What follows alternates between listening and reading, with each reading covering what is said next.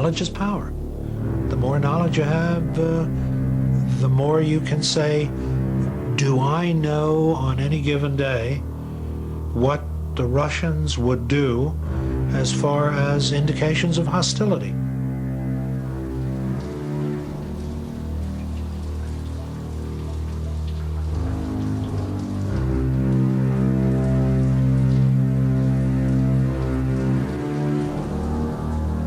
There was an absolute certainty.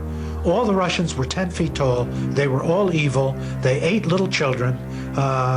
They were just about the killers of the Western world. In the early 1950s, as Cold War paranoia swept through America, the CIA formed a special technical division to steal secrets directly from the mouths of the communists. Working with cumbersome technology, which was hard and exhausting to hide, it was their job to plant listening devices in Soviet bloc installations the world over. Glenn Whitten was one of the first to become an eavesdropper for the CIA. The people who were actually on the road doing the job probably numbered 24, and they were busy a lot of the time. We were required to travel pretty much throughout the world to install eavesdropping devices, and once in the target, it was a tough job because we had things like that big doorknob microphone that had to be concealed, and that type of thing requires a pretty good sized hole. It will only send a signal over a wire line for a limited distance. The thick 1950s cable needed to be painstakingly hidden in walls or under floors and run out of the building to a listening post where the conversations could be recorded. Embassies were often the target, and so an ideal situation was to discover when the Soviets were planning to move to a new building. The agency's job was to find when those moves were going to take place and then to give us enough chance to get there before occupancy to make the installation. I much preferred to work alone because if I heard a strange sound, I know it wasn't me and it wasn't anybody with me. I used to frequently made surreptitious entries. I do it in a business suit because if you were observed in the vicinity of the target, you might not arouse as much suspicion as you would if you had all black with a ski mask.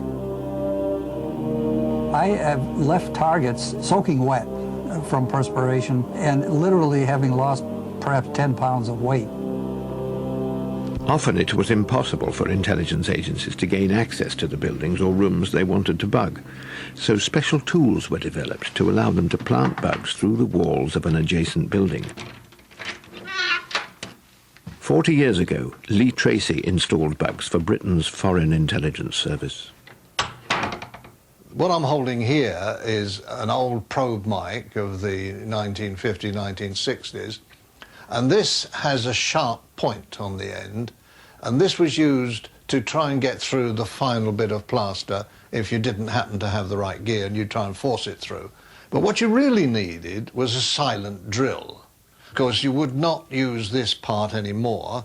What you would then use is just this. And the technique behind it is to drill a hole big enough to take this and get this right through the wall up to the plaster on the other side. It's no good misjudging it and just going crashing through. Just make a mistake and hit that plaster too hard and you're finished. Silent drills are classified as secret in Britain. This modern kit, obtained in France, contains everything the eavesdropper needs to quietly cut holes in walls. You've got a drill here which is silently operating inside this case, and it stays in the case while it operates. The flexible control comes out into a unit here which takes water in and sucks all the muck out and keeps the drill silent. It might take you, say, only 10, 15, 20 minutes to get through the main brick, and it might take you another 3 hours just to get that final little bit till you hit the plaster.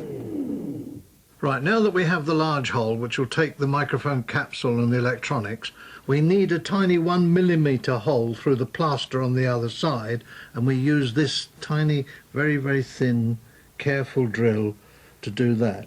And I gently work it until it goes through the plaster, and all I want on the other side is just a 1 millimeter hole, and there it goes. And that's done. And I now push that in there till I reach the other side, and there we go.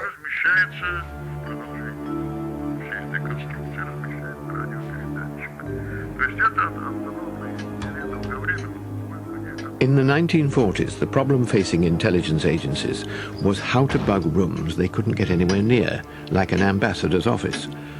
But in 1948, the Russians solved the problem and created a revolutionary bug which they concealed in a carving of the Great Seal of America. They presented the American side with this eagle, and, which was put on the wall of the office of the American ambassador. What the American ambassador didn't realize was that hidden behind the eagle's beak was a transmitting bug which had no batteries, no microphone, and needed no wires. Called a passive cavity resonator, it was activated remotely by a powerful radio beam which it reflected back out of the building, carrying with it the ambassador's conversations. The device, as I understand it, was in place for 3 or 4 years before it was discovered. It also caused enough of a flurry over here so that we spent, I would say, literally millions of dollars to try to develop detection equipment that could be used to detect that sort of thing if it appeared or was in use elsewhere. It turned out that, in our experience at least, it wasn't used anywhere else. But the Americans weren't the only target of the KGB. It was possible for us to install one of such devices in one of the offices of the British Embassy. Today, retired KGB technicians are only too pleased to show off later versions of their astonishing passive cavity resonator. The British and Americans copied the device, but by the 1960s, the growing number of television sets helped highlight the bug's fundamental weakness. The radio beam it requires is so powerful, it can sometimes interfere with other broadcast signals, making the bug susceptible to detection. Avoiding detection is the hardest lesson to learn for the eavesdropper.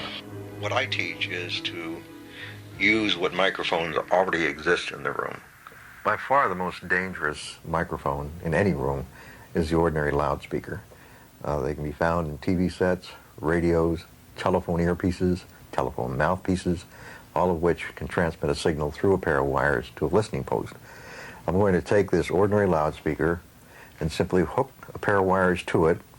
It's plugged into a tape recorder, and I'm going to record a brief segment using this as the microphone itself. It doesn't matter what the physical size is, they all work the same way. Sound goes in, electricity comes out.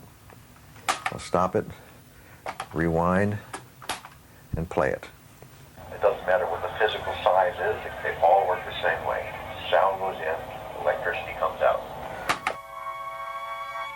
Once an eavesdropper has adapted an existing speaker into a microphone, to avoid detection further, they will try to use the building's existing cables to get the signals out. Bugging a telephone line has always been a favorite of the eavesdropper. Known as the wiretap, if it's done properly, it is virtually impossible to detect.